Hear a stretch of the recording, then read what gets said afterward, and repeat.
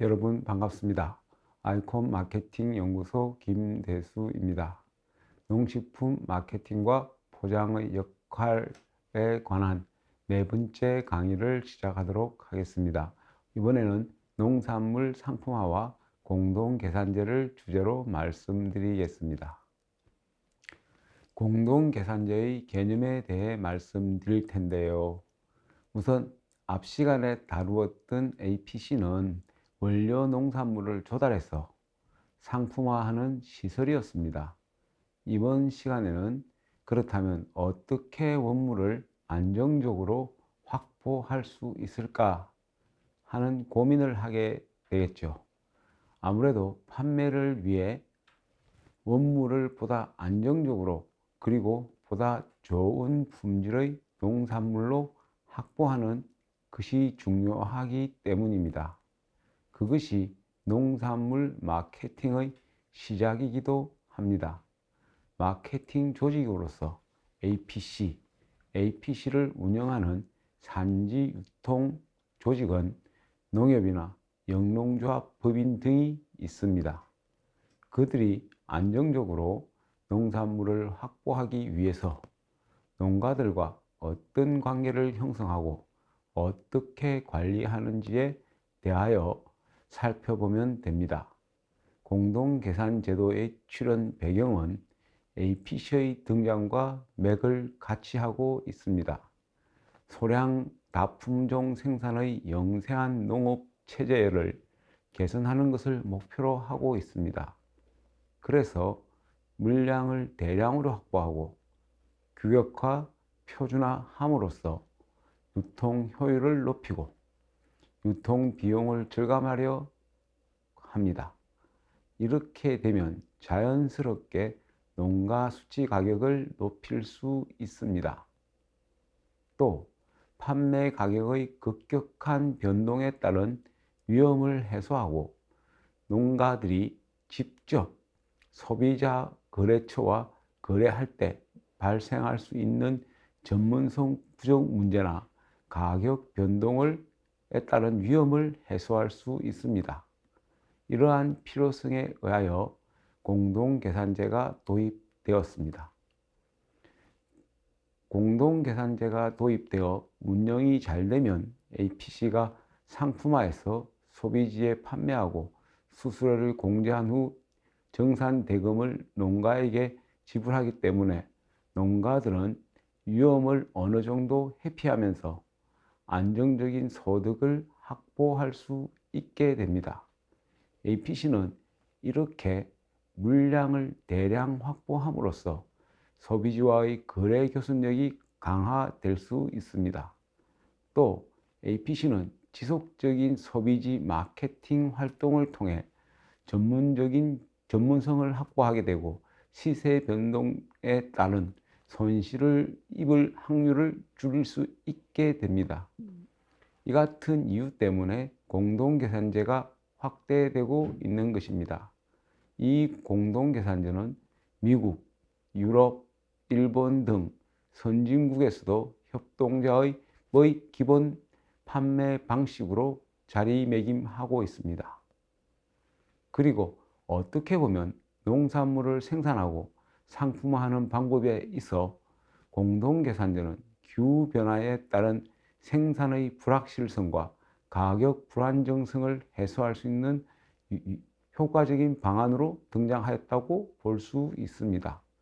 또 공동계산제의 시작은 협동조합 등 산지 유통 조직이 농가를 방문하여 순회하여 수집해오는 이런 방식과 농가들이 생산한 농산물을 공동으로 수송하고 공동으로 판매하는 방식, 그리고 공동 선별하고 공동 계산하는 방식 등으로 다양하게 운영되고 있습니다.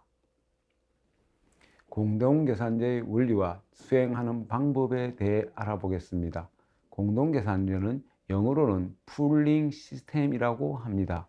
공동계산제는 기본적으로 농가들이 생산하여 출하한 농산물을 농가 단위가 아니라 일정 기간 동안에 출하한 농가의 전체 물량을 등급별로 산지유통센터가 상품화하여 판매한 이후에 농가별로 정산하는 방식입니다. 농산물의 출하 시기에 따라 오늘 가격과 내일 가격이 크게 다를 수 있습니다. 품목에 따라서는 비가 오는 날과 맑은 날에 따라 판매 가격의 차이가 매우 크게 나타나기도 합니다. 비 오는 날은 가격이 떨어지고 비가 안 오는 맑은 날은 가격이 올라간다면 많은 농가들은 비가 오지 않는 날 농산물을 출하하여 높은 가격을 받기를 원하게 될 것입니다. 이렇게 되면 출하량이 비가 오지 않는 맑은 날에 급증하여 공급 과잉이 될 것입니다. 이로 인해 가격이 폭락하는 경우가 생기겠죠. 그리고 공동계산제는 출하 시기를 농가별로 정합니다. A는 오늘, B는 내일, C는 다음 주 등과 같이 말입니다. 그때 비가 오는 날이거나 맑은 날이거나 상관없이 약속한 날짜로 출하를 하게 됩니다. 그러면 가격이 높은 날 출하하는 사람은 유리하고 가격이 낮은 날 출하하는 사람은 불리하지 않느냐, 이런 문제가 생기게 될 것입니다. 공동계산제는 이러한 문제점을 해결하기 위해 일주일, 10일, 15일, 한 달 등과 같이 일정 기간을 정하여 그 기간을 단위로 정산 주기를 정합니다. 그 기간 동안에 출하된 전체 농산물의 물량을 기준으로 등급별로 평균 가격을 산정하여 농가들에게 정산하여 줍니다. 정산 기간 동안에 비가 온 날이나 맑은 날이나 관계없이 이렇게 하면 이 출하한 날에 따라 농가의 손실을 균등하게 분담하는 효과를 가져올 수 있습니다. 농가들은 가격 등락에 따른 위험을 회피할 수 있게 되는 것입니다. 그것을 일정한 기간을 정해 평균 가격으로 정산해 줍니다. 특히 공동계산제는 평균 가격을 정산함에도 불구하고 좋은 품질의 농산물을 많이 생산한 농가에게 더 높은 가격으로 정산해 주는 시스템입니다. 이로 인해 농가별로 생산 기술의 차이가 소득과 연계될 수 있도록 하고 있는 것입니다. 또 공동계산제는 APC 운영 조직 등이 소비지와의 거래 교섭력을 강화하는 방법이기도 합니다. 공동계산을 위해서는 여러 농가들이 생산한 농산물을 집하하기 때문에 자연스럽게 대규모 물량을 확보할 수 있게 됩니다. 이를 통해 APC나 APC를 운영하는 산지 유통 조직으로 판매 창구가 일원화될 수 있습니다. 일정 기간 동안에 안정적으로 물량을 확보하거나 출하량을 조절할 수 있어 자연스럽게 거래 교섭력도 높아지게 됩니다.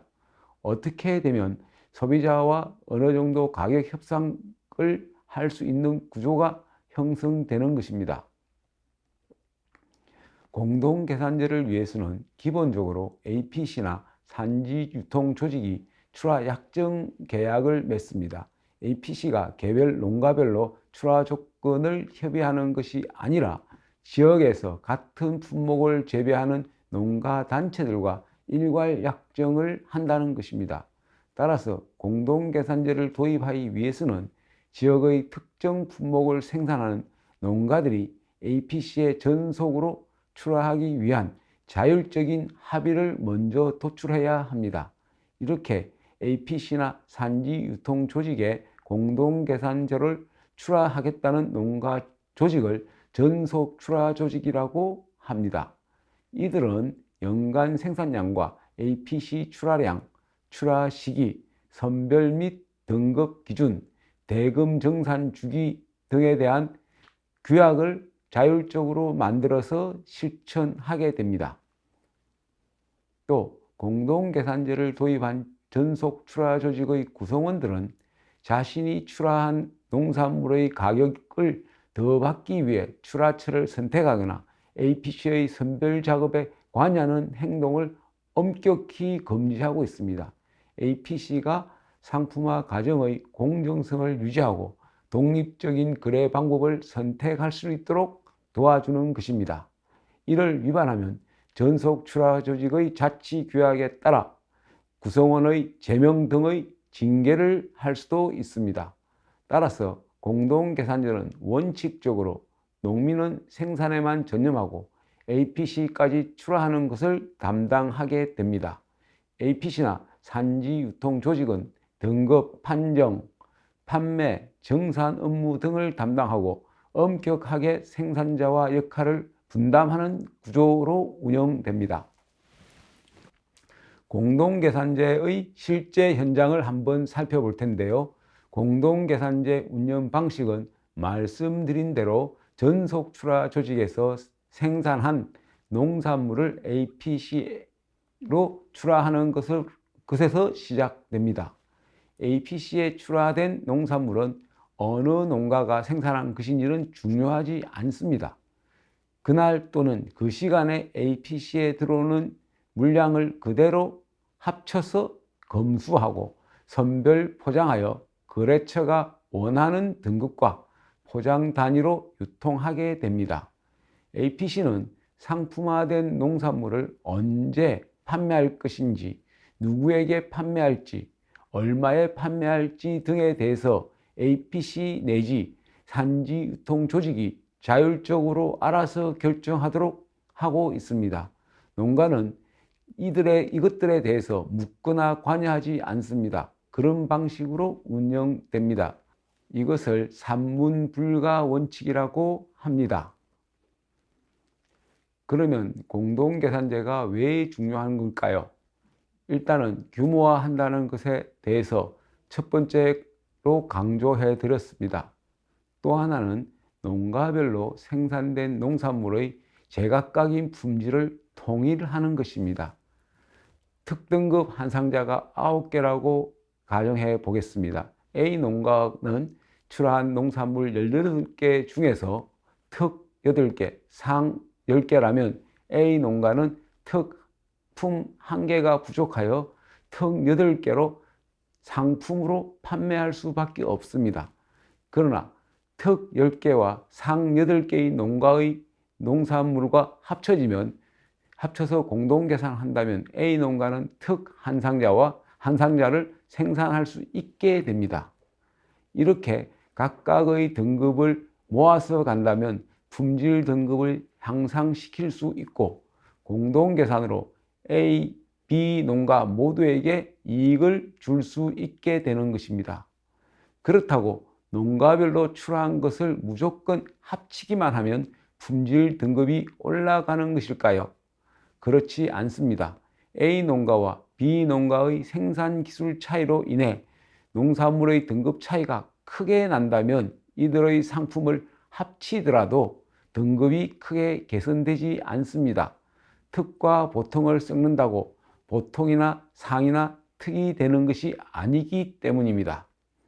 따라서 공동계산제의 효과를 극대화하기 위해서는 전속 출하 조직에 참여하는 농가들의 생산 기술 격차를 줄이고 이들의 생산 기술을 상향 평준화해야 합니다.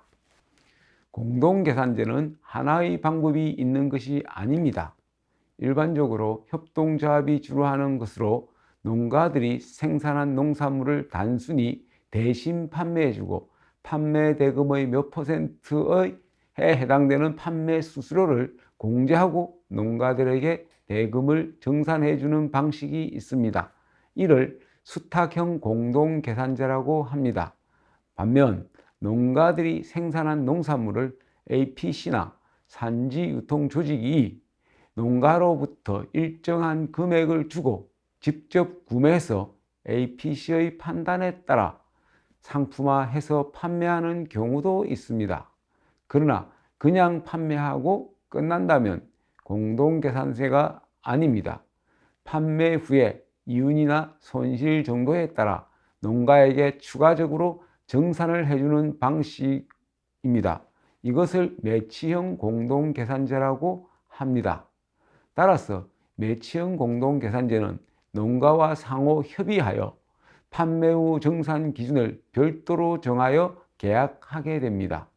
수탁형 공동계산제는 농산물의 소유권과 판매 대금에 대한 기속이 농가들에게 있어서 가격의 등락에 크게 관계없이 정해진 요일의 수수료만 받습니다. 가격 변동에 따른 위험 부담이 농민들에게 있다는 것입니다. 그러나 매치형 공동계산은 판매 결과에 대해 APC의 책임 비중이 더 큰 방식입니다. APC 책임 하에 판매하고 가격 변동에 따른 이익이나 손실을 일정 부분 출하 농가와 공유하는 방식이기 때문입니다. 이번에는 공동계산제 운영 방식에 따른 공동작업의 유형을 살펴보겠습니다. 공동작업의 유형을 A부터 G까지 유형화하여 구분할 수 있습니다. 농산물을 수확해서 선별, 포장, 판매, 그리고 판매 대금의 정산에 이르는 과정에서 공동작업을 어디까지 하느냐에 따라서 공동계산제인지 아닌지를 구분할 수 있게 됩니다. 표에서 보이는 A 유형은 A 농가가 수확, 선별, 포장, 판매, 정산을 다 합니다. 이는 개별 계산이죠. B 농가는 수확은 여러 농가들이 공동으로 합니다. 농기계를 가진 농가가 내 논과 내 밭도 이 작업해주고 옆에 있는 밭에서도 수확을 해주는 구조입니다. 즉 공동 수확하고 선별, 포장, 판매는 각각 하는 것입니다. 포장, 판매는 각각 하는 것을 일반적으로 위탁 영농 방법에 해당됩니다. 위탁 수확도 이런 것에 해당되는데 공동계산제는 아닙니다. C형은 수확은 개별로 하고 선별, 포장 등은 공동으로 하고 판매, 정산은 개별로 합니다. 공동계산, 공동선별, 공동포장은 자기가 모든 걸 다 하는데 우리가 선별기나 포장재가 없으니 너에게 내 대신 선별해줘. 그 다음에 포장만 해줘. 이렇게 맡기는 방식인데 이것도 위탁에 해당됩니다. 이것도 공동계산제에 해당되지 않는 방식이라는 것입니다.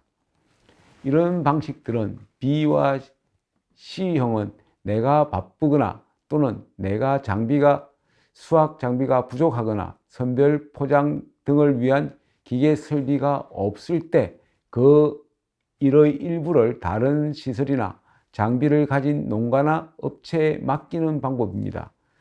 B와 C가 여기에 해당됩니다. D는 대부분 개별적으로 포장을 하고 판매만 공동으로 하고 정산은 개별적으로 합니다. 공동계산에는 정산을 공동으로 하지 않으면 공동계산이라 할 수 없습니다. 그래서 공동계산에 해당되는 것은 E형, F형, G형이 되겠습니다. 그러면 통상적으로 공동계산이라고 하면 수확은 개별적으로 하더라도 공동선별, 공동포장, 공동판매, 공동정산하는 과정은 다 공동으로 하는 것이 공동선별, 공동계산 방식이 됩니다. 물론 수확부터 정산까지 모든 것을 공동으로 하는 이런 것도 일단 집단농장형인데요. 이런 것은 한국에서 익숙하지 않은 그리고 일반적이지 않은 공동계산 방법입니다. 한국에서 지향하는 방식은 F형입니다. 수확은 개별적으로 하고 공동으로 선별, 포장, 판매, 정산하는 것입니다. 이들 작업은 APC가 주로 담당합니다. G는 APC가 직영 농장을 가지고 있는 방식이 되겠죠. 한국에서는 이런 방식을 많이 사용하는 사례를 찾아보기 힘든 직영 농장을 운영하는 사례로 보편화되어 있지는 않습니다.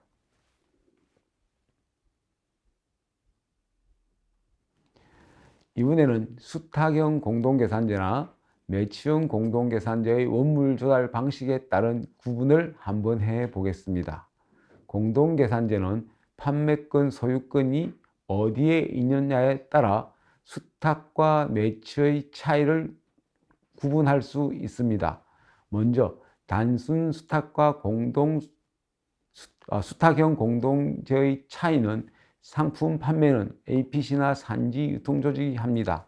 그러나 출하권에 대해서는 단순 수탁은 판매처도 농가들이 정하고 선별도 본인들이 합니다. 원물 조달권도 생산자에게 있습니다. APC는 그냥 물량을 판매만 대신해주는 방식입니다. 공동계산제는 생산자는 원물의 소유권만 가지고 나머지 출하, 선별, 판매 등의 모든 권한은 산지 유통조직이나 APC에 있어야 합니다. 또 공동계산제는 기본적으로 농가들이 APC의 출하를 약정해야 합니다.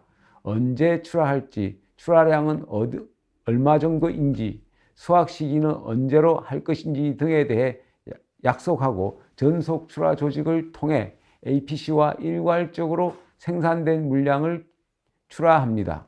그것에 따라 APC는 마케팅 계획을 세우고 지금 물량이 원래 얼마 정도 확보할 수 있겠다. 그러면 소비지와 거래 교섭을 어떻게 할 수 있을 것 같다는 등의 협상력을 준비합니다. 농산물의 특성상 기후변화나 작황에 따라 완벽하게 품질을 보정할 수 없기 때문에 품질에 대해서는 약속하기 어려우나 대략적으로 우리 생산 기술 또는 현재의 생산 과정에서 APC나 산지 유통 조직은 수시로 전속 출하 조직의 구성원들의 농장을 방문하게 됩니다.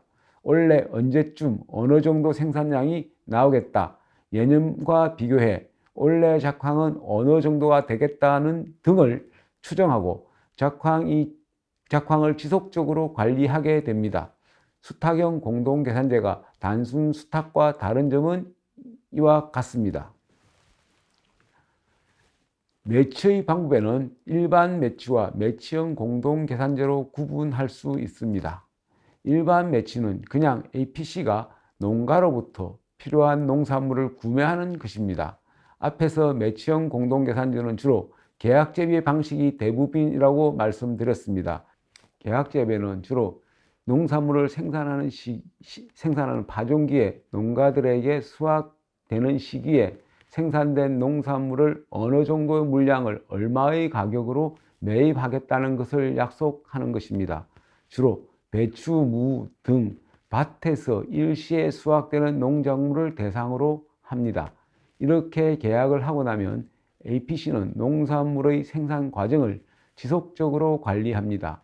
이 방식도 계약재배이므로 생산 작황이 좋고 나쁨에 따라 거래처와 협상하는 방법이 달라지기 때문에 관리하는 것입니다.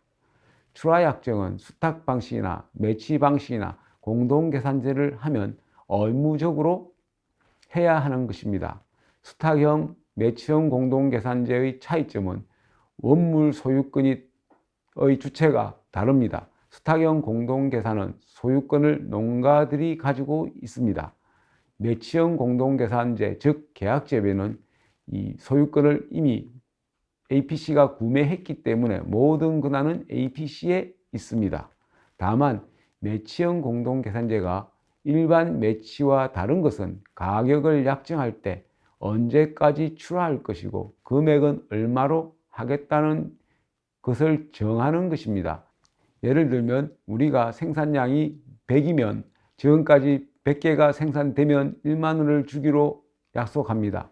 그런데 수확기에 시세가 좋아져서 또는 품질이 평년보다 좋아져서 12,000원이 되면 일정 비율을 추가적으로 지급하겠다는 등의 조건을 달아둡니다. 반대로 시세가 8,000원이 되면 거기에 일정 비율로 판매 가격을 재조정하는 것입니다. 물론 이런 것이 가격을 약정해도 매치형 공동계산제의 성과는 APC에 주로 기속되는 비중이 매우 높습니다. 이것이 수탁형 공동계산제와 가장 큰 차이점입니다. 매치형 공동계산제와 수탁형 공동계산제의 장단점에 대해 말씀드리겠습니다. 수탁형 공동계산제의 장점은 매치형 공동계산제의 단점이 됩니다. 반대로도 마찬가지입니다. 그래서 수탁형 공동계산제의 단점은 산지 유통조직, 즉 APC의 위험 부담이 매우 적다는 점입니다. 약정 출하 물량을 시장의 시세대로 판매하고 정산 수수료만 받기 때문입니다. 높은 가격을 받거나 낮은 가격을 받거나 수수료는 받을 수 있습니다. 다만 판매 금액의 일정 비율이 수입이 되기 때문에 수수료의 크기의 차이는 있기는 하지만 위험 부담은 적다는 것입니다. 결국 판매의 성과는 농가들에게 기속되기 때문에 APC와 농가 간의 갈등은 별로 없습니다. 반대로 단점은 수탁에서의 책임이 나한테 있으니 농민들은 위험을 부담이 큰 게 됩니다. 산지 유통 조직들은 이렇게 팔아도 저렇게 팔아도 수수료만 챙기면 되니까 조금 사업에 상대적으로 소극적이 됩니다. 이러한 것이 수탁형 공동계산제의 장점과 단점이 되겠습니다. 매치 사업은 수탁 사업과 반대입니다. 수탁 사업보다 더 적극적으로 행동합니다. 왜냐하면 내가 구매한 것이 얼마나 더 높은 가격을 받을 수 있을까? 그리고 약속한 가격을 농가에게 줘야 하기 때문에 혹시 약속한 가격보다 시세가 떨어지며 손실이 나면 어떻게 하는가 하는 고민들을 많이 하게 됩니다. 그리고 APC가 물건을 가지고 있으니까 거래처에서 요구하는 판매 형태나 할인 등의 소비지 변화에 보다 적극적으로 신속하게 대응할 수 있습니다. 내가 구매한 물건이기 때문에 내가 시장 상황을 판단해서 마음대로 판매할 수 있다는 것입니다. 또 농민들에게 가격 하락 등의 위험 부담이 적습니다. 얼마쯤 팔기로 했을 때 가격이 폭락하더라도 그 가격을 받을 수 있기 때문이죠. 단점은 농민들과 갈등이 심해질 수 있다는 것입니다. 가격이 폭등하여 약정 가격보다 훨씬 높은 가격에 거래됐다면 좀 더 정산해 준다는데 좀 더 정산해 준다는 금액의 차이에 대해 농가와 APC 간의 이견이 있을 수 있기 때문입니다. 가격이 폭락했을 때도 마찬가지입니다. 어느 정도 APC가 가격을 보전해 달라고 하는데 나도 손해를 봤다. 이렇게 해서 손해보전금을 두고 농가들과 갈등을 할 수도 있습니다. 농민들은 팔고 나면 내 것이 아니기 때문에 관심이 적을 수 있습니다. 생산 작업을 소홀하게 할 수도 있습니다. APC 입장에서는 매치하면 이미 구매한 것이기 때문에 작황이나 생산 과정에 대한 관심도 더 가져야 하고 구매 자금도 더 소요되는 단점을 가지고 있습니다. APC나 산지 유통 조직들이 공동계산제를 원활하게 운영하기 위해 공동계산을 위한 전속 조직을 육성하게 됩니다. 왜 육성을 해야 하느냐 하면 참여 조직의 실력이 향상되면 될수록 재배 기술이 상향 평준화됩니다. 그러면 상품의 품질이 좋아집니다. 그러면 마케팅 활동을 할 때 굉장히 수월하게 됩니다. 또 판매 사업을 안정적으로 할 수 있는 물량을 공급받을 수 있는 기반을 마련하게 됩니다. 또 공동 출하 조직이 확대되면 계획 생산도 가능합니다. 어느 정도 생산량이 예측 가능한 범위 내에 들어오기 때문에 마케팅 활동도 잘 할 수 있습니다. 또 다른 산지 조직이나 경쟁자들과 차별화된 자기들만의 품질 관리 시스템을 갖출 수도 있습니다. 이런 방법들을 통해서 시장 교섭력을 높이고 농가 생산 기술도 향상시킬 수 있기 때문에 공동 출하 조직의 육성은 공동계산제의 핵심적 과제가 되고 있습니다. 캄보디아도 어느 정도 품질이 향상되면 공동계산제까지는 아니더라도 순회 수집, 공동수송 등을 시도해 볼 필요가 있습니다. 교통 인프라가 취약하기 때문에 이런 순회 수집, 공동수송 등이 매우 효율적인 산지 육성 방법이 될 수도 있습니다. APC가 건립되어 있더라 하더라도 물건을 가져오기 힘들거나 또 APC에 올 수 있는 만큼 생산 기술이 없거나 APC의 물량을 모았다 하더라도 산지에서 소비지까지 가져갈 수 있는 인프라가 약하기 때문에 앞으로 생산 기술을 좀 더 높이는 이런 단계가 되면 생산 조직을 육성하는 관점에서 공동계산제는 생산기술의 상향 평준화를 위해 고려해 볼 필요가 있는 산지 상품화 체계가 될 수 있을 것입니다.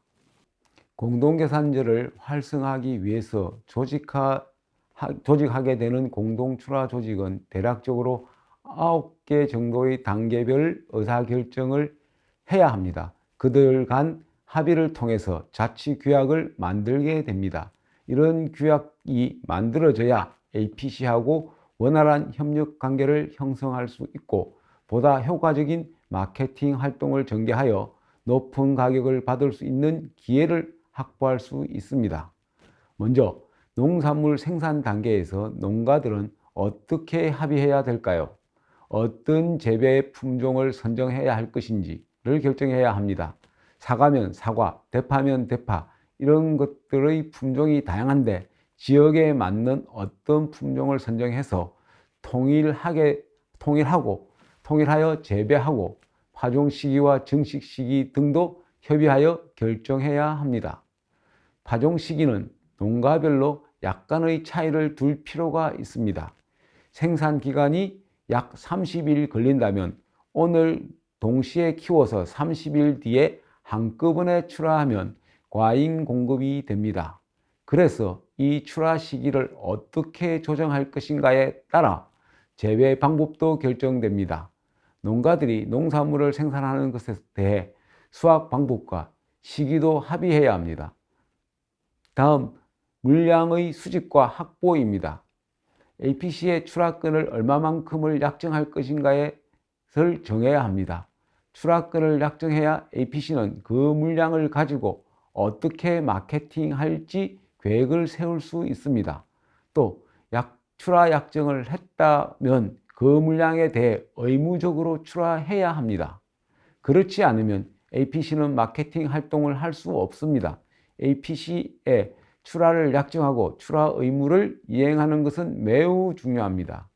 이런 것을 합의하고도 지키지 않을 때는 어떻게 하겠다는 것과 같은 위약에 대한 사항도 공동규약에 담아야 합니다. 또 수확한 물건을 농산물을 APC까지 어떻게 이송할 것인지 APC가 해줄 것인지 그렇지 않으면 산지 유통조직이 공동계산 출하 조직에 가서 수집해서 갈 것인지 등을 정해야 합니다. 다음은 등급 기준 선별 및 포장 단계입니다. 등급 기준은 매우 중요한데요. 크기를 농가별로 별도로 정해야 합니다. 표준 규격이 있다 하더라도 자신들이 등급 기준을 정하고 품질 등급을 결정해야 나중에 정산할 때 분쟁이 발생하지 않습니다. 돈으로 환산되는 것이기 때문에 이해관계가 민감하게 충돌될 수도 있습니다. 그래서 이러한 것을 합의해서 도출하는 것이 굉장히 중요합니다. 또 공동선별 여부는 결정해야 합니다. 앞에서 공동작업 A부터 G까지를 보았지만 개별 선별, 개별 수확은 가능합니다. 공동선별을 어떻게 할지 또 검수나 재검사가 좀 이상하다고 하면 재검사는 어떤 기준으로 할지 등도 합의해 놓아야 합니다. 앞으로 이런 것이 APC에 출하하고 공동출하 조직을 운영하는 기초가 되는 것입니다. 이런 것의 합의가 매우 중요합니다. 이것을 한마디로 말하면 공장에서 생산 계획과 생산 관리, 품질 관리를 하는 QC 공정에 해당된다고 하겠습니다. 다음은 5번째로 선별 및 포장 과정의 포장 및 브랜드에 관한 부분입니다.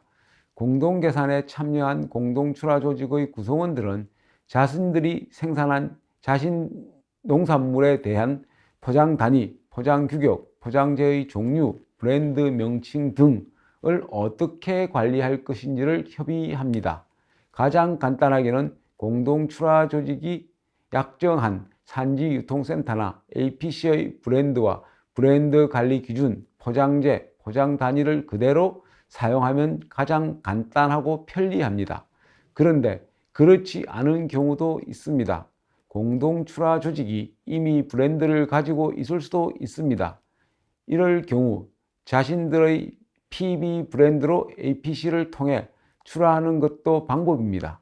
때로 이런 것도 있습니다. 공동 출하 조직이 워낙 인지도가 높고 품질 관리가 잘 되어 있어서 APC의 브랜드보다 공동 출하 조직의 브랜드가 더 시장에서 파워를 가지는 경우입니다. 공동 출하 조직의 브랜드로 출하하면 더 시장에서 높은 가격을 받게 되는 경우입니다. 그럴 경우 농가들은 그런 브랜드를 어떻게 정의할지 이런 고민을 하게 되겠죠. 또 우리가 5kg, 3kg, 10kg 이런 다양한 포장재가 있는데 주력 포장 단위는 어디로 할지, 포장재를 어떻게 선택할지 이런 것들도 협의해서 결정해야 될 사항이 되겠습니다. 또 수송 방법, 물류 표준화와 관련된 사항도 있습니다. 이런 것들도 대부분 산지 유통 조직이나 APC에서 주로 하는 것을 따르면 됩니다. 특별히 자신들이 직접 수송, 상하역 등의 물류 작업을 하는 경우도 있기는 하지만 이런 것은 아주 드물고 특별하게 중요하게 논의되지 않더라도 이런 고민들은 함께 할 필요가 있습니다. 또 판매와 정산 단계입니다. 판매는 기본적으로 공동 출하 조직이 APC나 산지 유통 조직에 출하하면 대부분 다 APC나 산지 유통 조직이 알아서 합니다. 그들이 마케팅 하는데 이런 마케팅 활동에 참여하거나 특정히 거래하고 있는 전속 거래처가 있다면 그런 방법들에 대해서도 논의할 필요가 있습니다. 상당히 예외적인 경우가 됩니다. 8번째, 공동계산제에 대해 제가 등급 기준으로만 공동계산제를 말씀드렸는데 이것보다 더 나아가는 것은 좀 더 등급을 기준으로 세분화하는 방법이 있습니다. 이것이 점수제를 사용하는 것입니다. 지금 단계에서 점수제 공동계산 방법까지 얘기할 필요는 없습니다. 한국에서도 점수제 공동계산을 하는 곳은 많지 않습니다. 어느 정도 등급이 상향 평준화되어서 생산 수준도 굉장히 높아지면 이 미미한 품질의 차이에 대해서 등급을 구분하기 때문에 정산 가격의 차이가 날 수 있습니다. 이럴 때 점수제 공동계산제가 필요하게 됩니다. 좀 더 생산 기술이 좋은 농가에 더 높은 가격을 쳐주자 해서 구간을 세분화하는 이런 것에 여기에 해당됩니다. 다음은 정산주기입니다. 정산주기는 등급과 마찬가지로 농가들에게 굉장히 민감합니다. 예를 들어 정산을 한 달 주기로 할지, 석 달 주기로 할지, 일주일 주기로 할지에 따라 농가의 수치 가격이 달라질 수 있습니다. 어떤 품목은 한 달 주기로 했는데 처음 출하하는 것은 가격이 높게 형성됩니다. 그래서 평균 단가를 좀 높게 정산받을 수 있습니다. 그런데 두 달쯤 지나면 다른 경쟁 지역에서도 농산물을 출하하기 시작하면서 두 번째 달은 한 달 동안 출하한 농가의 수치 가격은 첫 달에 출하한 사람들보다 내려갈 수도 있습니다. 그래서 이 정산 주기는 농가들 사이에서도 민감합니다. 따라서 이것에 대해서 어떻게 정할지는 농가들 간의 치열한 논의를 통해 결정해야 합니다. 나중에 이것 때문에 공동체가 깨어지거나 회원 간 잡음이 생길 수 있기 때문에 더욱 그러합니다. 정산 프로그램에 대한 협의는 정산 주기, 등급 기준, 표준 포장 단위 이런 것이 결정되면 APC가 알아서 만들어주기 때문에 크게 문제되지 않습니다. 끝으로 이러한 논의와 결과도 공동계산 출하 조직들이 이런 내용을 공개적이고 투명하게 공개해야 합니다. 또 공동작업을 해서 마케팅 판촉 활동에 참여하게 되면 많은 지출이 동반됩니다. 이러한 비용도 공개해야 합니다. 공동출하 조직이 회비로 운영되기 때문입니다. 대부분 출하량의 몇 %를 적립해서 사용하기 때문입니다. 또 정기적으로 사업 결과를 평가하고 차년도 사업 계획과 사업 방향을 정해야 발전적으로 운영될 수 있습니다. 지금까지 상품화의 방법으로 농산물에서 주로 사용되고 있는 공동계산제 사례를 쭉 살펴보았습니다. 그리고 공동계산제를 운영하는 주체인 공동출하조직의 운영 방식과 공동출하조직이 어떤 의사결정을 해야 되는지, 공동계산 조직과 APC 또는 산지유통조직 간의 어떤 협업 구조를 갖추는 것이 효과적인 것인지에 대해 중점적으로 살펴보았습니다. 감사합니다.